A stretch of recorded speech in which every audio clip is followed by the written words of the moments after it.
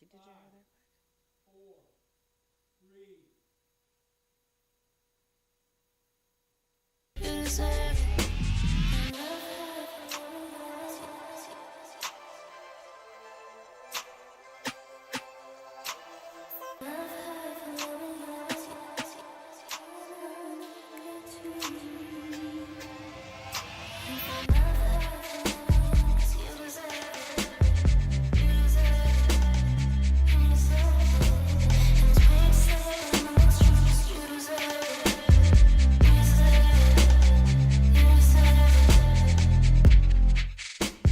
Hi, and welcome to What Do You Think? I'm your host, Valary Smart. Thank you for joining me again this week.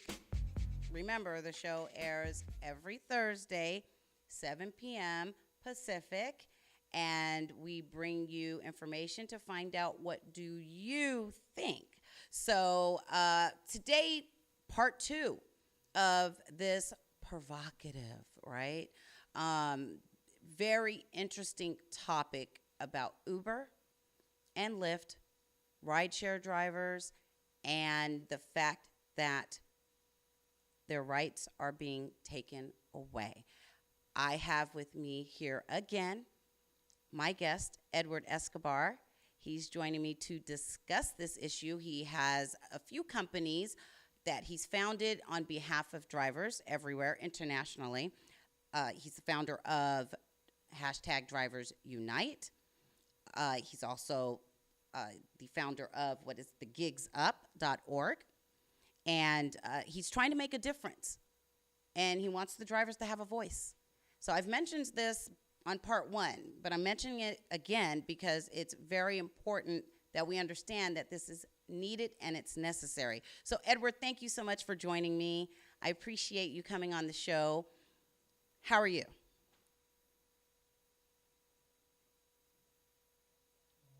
Can you hear me?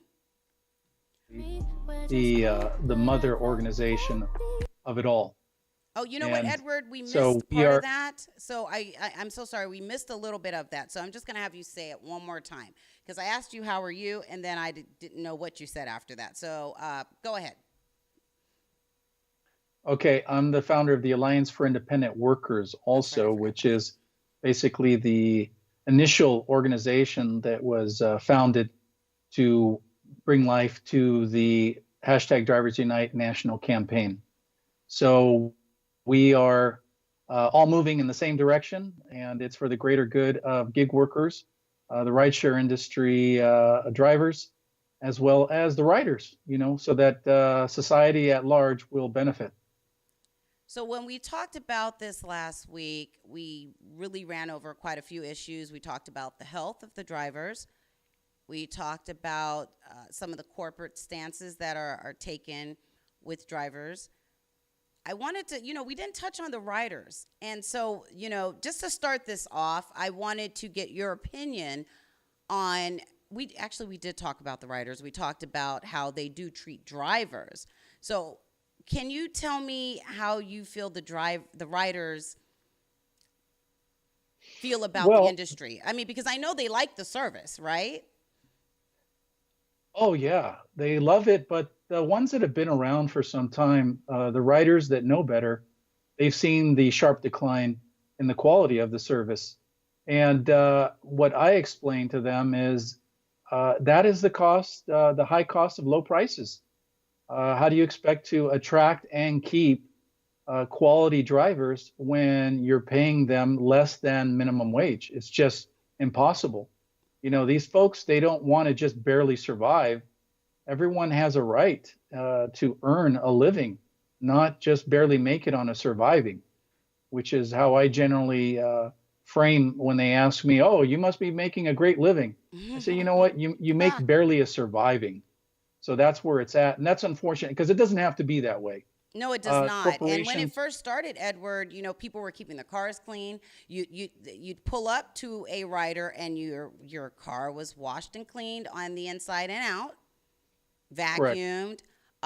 You took care in your vehicle, but now they can't really afford to even wash their car. Right. And that's just superficial. Let's talk about the maintenance underneath the hood, and the car itself, the brakes. Yeah. That's very important. The engine, oil changes that have to happen more often. There's a host of maintenance issues, with the transmission.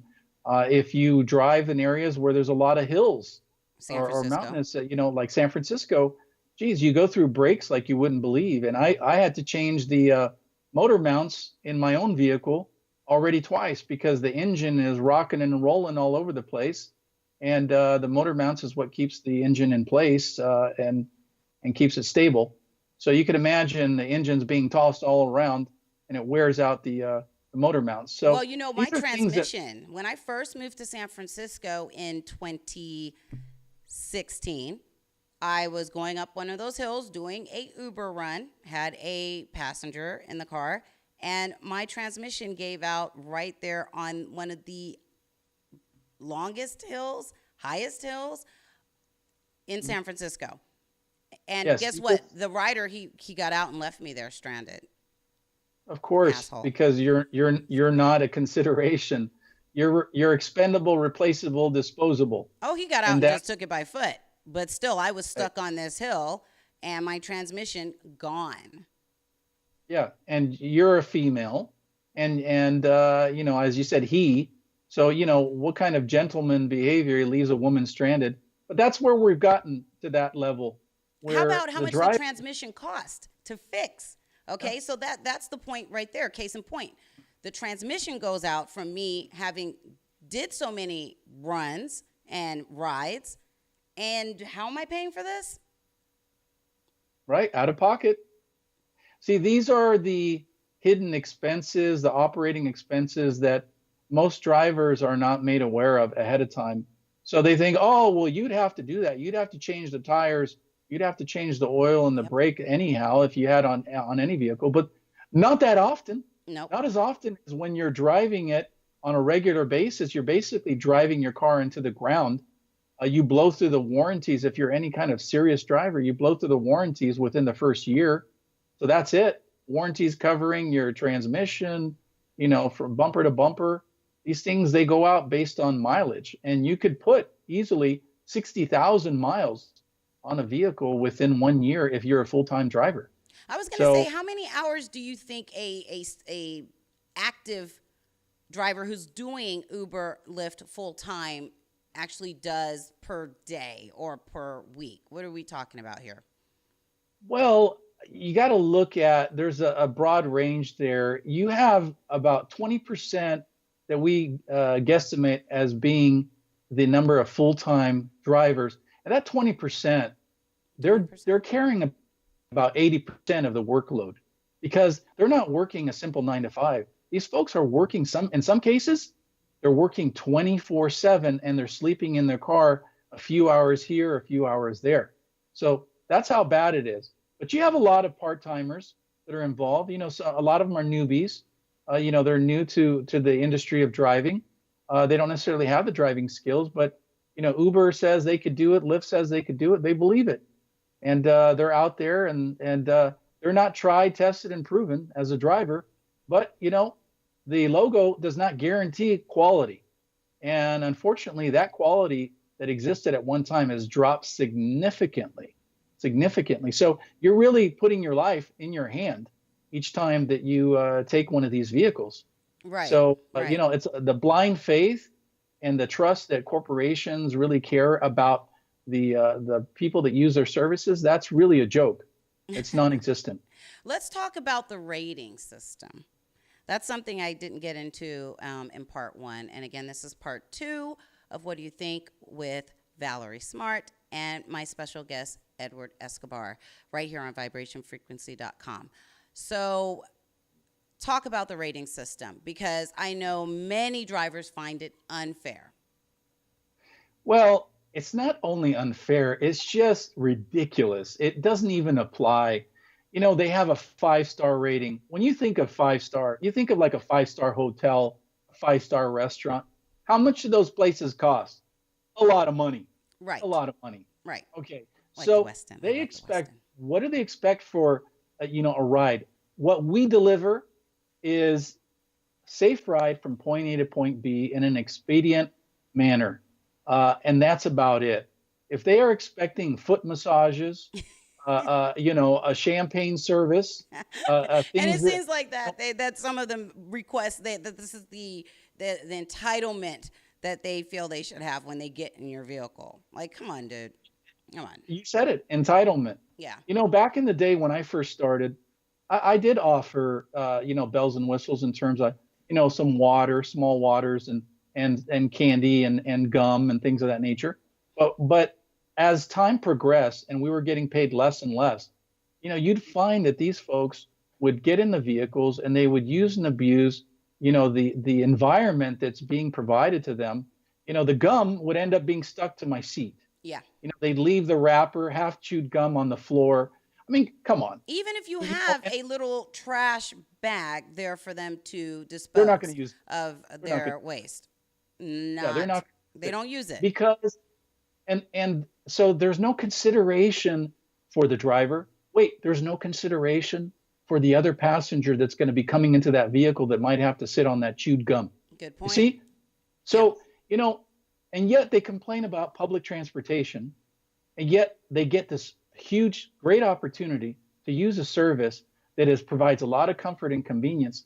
And what do? They don't appreciate it. They take it for granted. And so the service starts to decline. Drivers start to get very pissed off. Yeah. This 5-star rating process is a joke. It's Okay. really a joke. It has no place in there. At 4 stars, if you drop below 5 and you drop to like a 4.60 or less, then you're under the thumb for deactivation. Right. There's a possibility that you can be deactivated. 4.6, if you do a rating of, like, let's say grades, okay, 5 being an A plus, a 4.6 is still an A rating. So their rating, it just doesn't adequately reflect what needs to be done in order to actually, be reflective of the service or lack of service that's being provided. And so a 4.6 is when you get deactivated, correct? Or is it 4.5? In most cases, yes, 4.6. They use that as the cutoff point. Okay. But the riders, see, the drivers can rate the riders as well. And so I've seen riders as low as like a 2.7, 2.8, and they're still on the system. Right. They're still Right. on the system. So it doesn't go you both know, ways, is what you're saying. riders behaving badly, the corporation just says, you know That's a what, good one. we're not going to pair you with this guy anymore or this gal. We're not going to pair you up with them. And it's not just garbage that they throw or maybe talking inappropriately or so. It's beyond that. I mean, physical assaults, sexual assaults on drivers. And they're just like, well, we won't pair you with them again. Well, I'm That's not sorry, but enough. you're a That's not enough. co-conspirator, Uber and Lyft, in collusion with committing a criminal act, Mm-hmm. because you're empowering this rider now to go and do the same thing to another driver. And they just get bounced from car to car. And there's some drivers in some areas have reported that they've been paired up with the same person who's been a violator. So And why is it on the backs of the driver to prove? So an example is you have a rider who accuses, and I know a female that's experienced this, actually, Taylor, that was on your video. And if we're able to, we'll show a clip of what she has to say about the service as a driver. But she was accused of driving drunk and being intoxicated by a rider. And it was upon her, the driver herself, to have to explain and prove that she wasn't. I think she even went as far as to get some kind of doctor's note or had to go get tested or something along those lines, because she was immediately deactivated. No questions asked. The rider called in, accused her of something so they could get a discount on the ride and not pay for the ride. And then it was left on her shoulders, because this is how she made her money full time entirely. And she was deactivated immediately, and she had to fight and prove that she wasn't intoxicated in order to get reactivated. right. And it's all because there's no relationship building that occurs. This is not based on repeat customers that you have that know you. These folks, they feel that are riders that, you know what? Hey, I could put this person on blast. Doesn't matter. I'll never see them again. Hmm. So it's okay. It dehumanizes and it really reduces that contact to being like we are just objects Right. to be used and abused and displaced and disposed of. Hmm. And that's really from the corporation. The corporation sets the tone.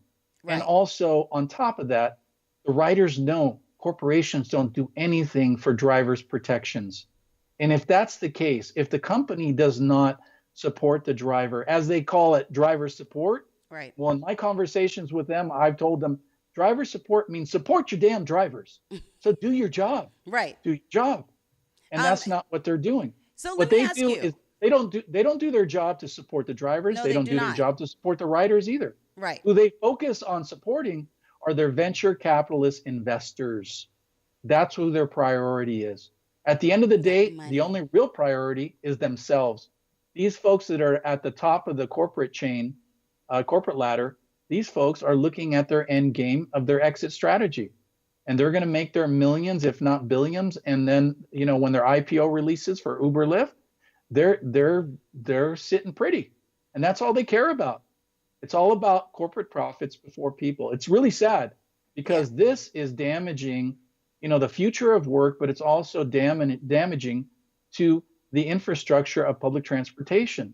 And who suffers for that?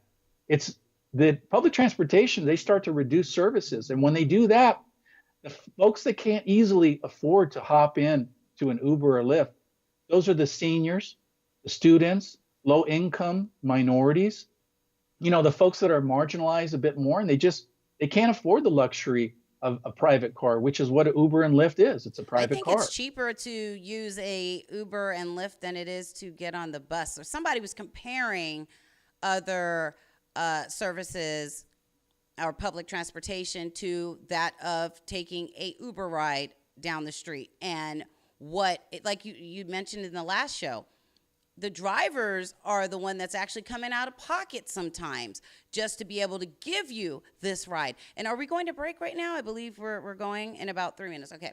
So I just want to make sure I stay on top of that. Nevertheless, Yeah. it is I like that term you came up with, riders behaving badly. Isn't that like Girls Yes. Gone Wild in a way? No? Yeah, even worse. I mean, it's criminal what Even they worse. do. But the They don't take corporations their are clothes off, though. empowering this bad behavior. Yeah. And that's a sad thing. And that's what we have to look at is what's happening. So to You know, wrap and up this- the conversation, though, Edward, on the rating aspect of it, because I just know drivers have complained so much about the rating system and how unfair it is, and how if a rider is having a bad day and they get in your car with an attitude, now you're in there, like I've had it happen. I'm all happy and I'm feeling good and I have my music on and the sun is shining, I'm just feeling great. Here comes this person, they get in my car with their stanky ass attitude, and because they're mad about how happy I am, I get a bad rating.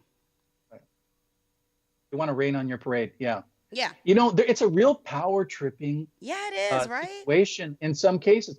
Not all riders are bad riders. Let's clarify. There's some damn good people out there that really care about us. They just need to be more vocal. And on that note, Edward, we have to go to break. Again, this is What Do You Think with Valary Smart and my special guest, Edward Escobar, hashtag Drivers Unite, thegigsup.org, and independent, what is it? Independent? The Alliance for Independent Workers. That's right. Alliance for Independent Workers. Thank you for vibing with us, and we'll be right back on vibrationfrequency.com.